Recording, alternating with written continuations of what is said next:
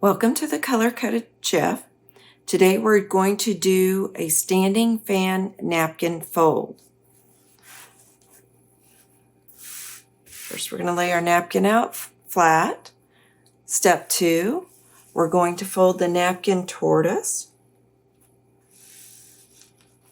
Step 3, we are now going to do an accordion fold.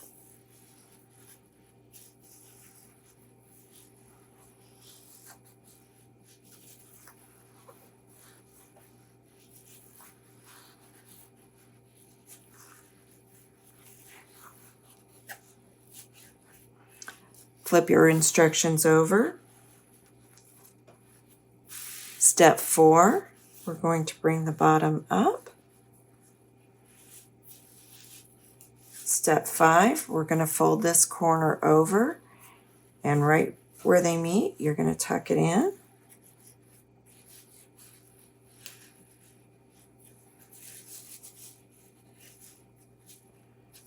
And then we're going to let the napkin fall open. So turn it for you to see. It's a fan. Thank you for joining the Color Coded Chef.